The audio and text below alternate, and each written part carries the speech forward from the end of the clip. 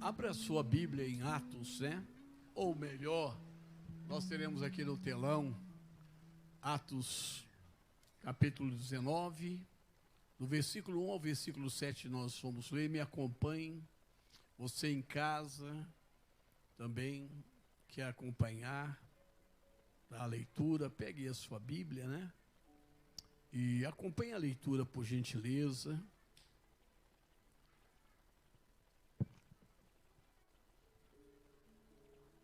Vamos lá. Aconteceu que, estando Apolo em Corinto, Paulo, tendo passado pelas regiões mais altas, chegou a Éfeso, e, achando ali alguns discípulos, perguntou-lhes: recebestes porventura o Espírito Santo quando crestes? Ao que lhe responderam: pelo contrário, nem mesmo ouvimos que existe o Espírito Santo. Então Paulo perguntou: em que, pois, fostes batizados? Responderam: no batismo de João. Disse-lhes Paulo: João realizou o batismo de arrependimento, dizendo ao povo que cresce naquele que vinha depois dele, a saber, em Jesus. Eles, tendo ouvido isto, foram batizados em o nome do Senhor Jesus. E, impondo-lhes Paulo as mãos, veio sobre eles o Espírito Santo, e tanto falavam em línguas como profetizavam. Eram todos uns 12 homens. Amém? Eu gostaria nessa noite de falar mais um pouco sobre o Espírito Santo. E o que me leva a falar do Espírito Santo? Primeiro, é uma necessidade pessoal. Porque nós entendemos que a pregação do Evangelho só é eficaz, a pregação do Evangelho só vai surtir efeito nas pessoas se a pregação for no poder do Espírito Santo. Porque não há conversão, não há arrependimento, não há mudança, não há transformação, se o Espírito Santo não for derramado, se o Espírito Santo não for outorgado. Nós precisamos não só da pessoa, mas nós precisamos do Espírito Santo. Como? O que eu preciso fazer para receber o Espírito Santo? É muito importante nós estarmos nos indagando. E note-se que existem pessoas que elas creem em Deus, falam de Deus, porém elas não têm o Espírito de Deus. E essa era a condição de 12 homens que estavam lá em Éfeso, falando das grandezas de Deus, anunciando as coisas de Deus. Porém, eram homens que estavam falando daquilo que eles não conheciam, daquilo que eles ainda não tinham experimentado. Amados, O que nós estamos hoje vivendo na igreja é exatamente isso. Pessoas que estão na igreja, que estão até mesmo prestando algum serviço à igreja, mas que na verdade não tem para eles nenhum significado, ou seja, não sabem nem o porquê estão fazendo o que estão fazendo. Não existe a verdadeira motivação gerada pelo Espírito, o desejo de atirar-se na obra, de entregar-se inteiramente a Deus. Isso preocupa, porque estamos andando muito realmente na mesmice, na repetição. Estamos vivendo realmente uma vida sem propósito, uma vida sem que realmente nós experimentemos. E se voltarmos à história,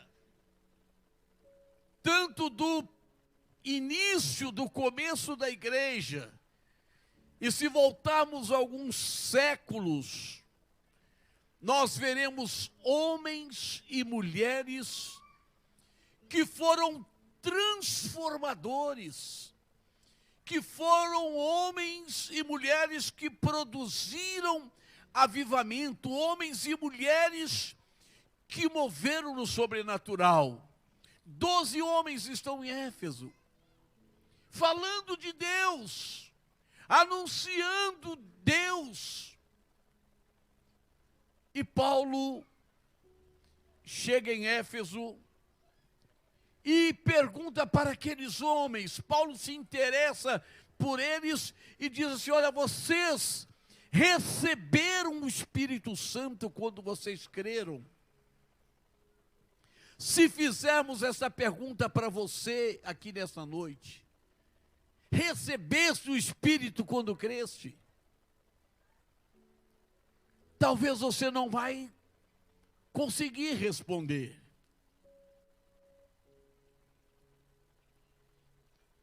E possivelmente, talvez você tenha ouvido falar tanto do Espírito Santo, dos dons do Espírito Santo, mas você não conhece o Espírito Santo. Porque você pode ter muitas informações do Espírito Santo, você pode realmente ser aquela pessoa que tem muitos estudos, muitas mensagens sobre o Espírito Santo, mas o mais importante, você não tem a vida do Espírito Santo, o poder do Espírito Santo dentro de você. E eu não preciso saber muita coisa sobre o Espírito Santo, mas preciso ter o Espírito Santo. Eu preciso ter a vida do Espírito de Deus dentro de mim. Eu preciso ter o poder de Deus na minha vida, porque senão eu não vou a lugar nenhum. Eu não vou produzir nada. Uma vida sem o Espírito Santo, amados, é uma vida realmente vazia. Você pode ser muito religioso, muito religiosa, mas porém vazio. Você vai estar sempre questionando as coisas. Observe que eles disseram: nós nem sabemos se existe Espírito Santo. Você sabe que existe o Espírito Santo, mas como é que eu vou receber o Espírito Santo? Na minha conversão, na sua conversão, é importante entender que quem convence da justiça, do juízo e do pecado é o Espírito Santo. Mas eu quero te perguntar, se você que foi batizado ou que será batizado, batizada, você que está preparando para o batismo, se o Espírito Santo chegou a você, se o Espírito Santo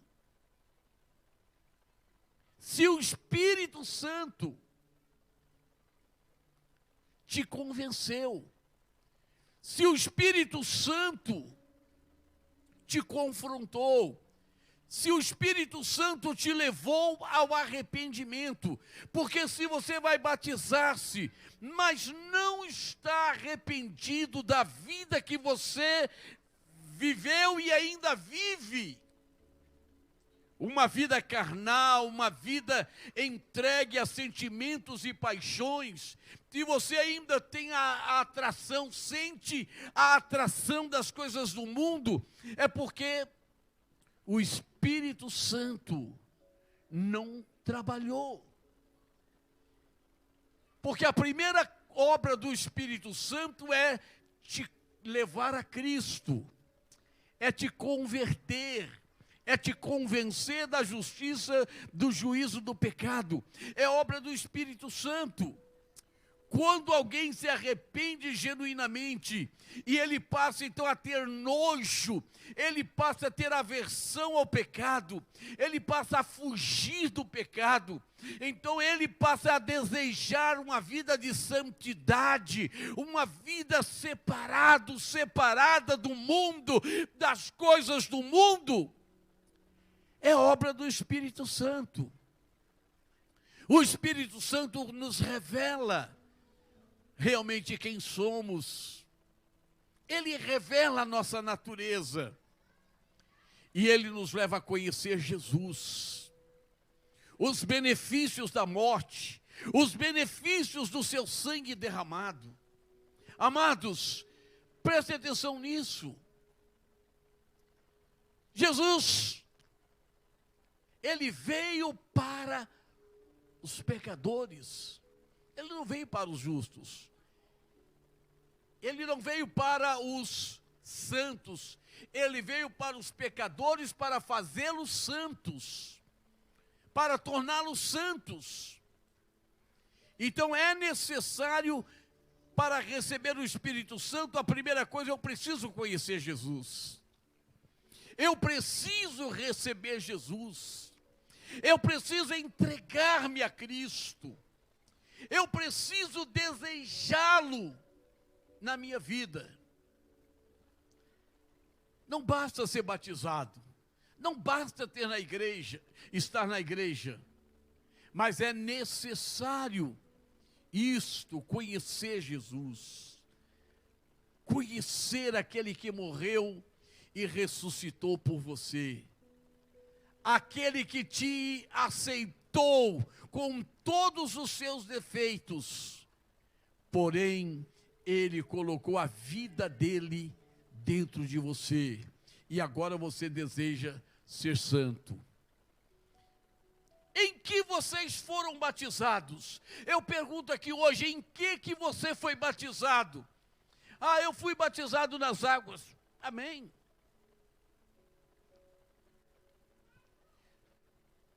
Paulo pergunta àqueles 12 homens, em que fostes batizados? E eles disseram, no batismo de João. Qual era a característica do batismo de João? João veio como percursor, ele veio para preparar Israel para a chegada do Messias. E qual era a pregação? Qual era a mensagem de João? Arrependei-vos, porque o reino de Deus está chegando. E observe que João batizava. Mas vamos ver que o batismo de João era um sinal, ou era um sinal externo de arrependimento. Não era um sinal interno. As pessoas que iam até João, eles iam com interesses políticos, com interesses outros, mas não era porque estavam arrependidos ao ponto de João chamar a atenção de todos e dizer: raça de víboras, hipócritas, quem vos induziu a fugir da ira de Deus? Eles estavam mais preocupados com a ira de Deus do que realmente com a mudança de vida. Muitos estão mais preocupados com o inferno do que realmente com a santidade. Vida de santidade é algo, amados, que é obra do Espírito em nós. Então, note que o batismo de João, ele caracterizava a mudança de partido religioso. Ele não era, então, um batismo que expressasse uma mudança, uma transformação. O batismo de Jesus. Aí Paulo vai expor para eles que João, na verdade, veio batizando, mas que ele não era o Cristo, o Messias. E Paulo vai falar para aqueles homens, Paulo vai anunciar aqueles homens a Jesus. Observe que eles conheciam o batismo de João, sabiam da necessidade de se prepararem para o reino de Deus, mas o reino de Deus já tinha vindo. Jesus trouxe o reino, Jesus inaugurou o reino de Deus na terra. Ele trouxe o poder, ele trouxe a plenitude de Deus.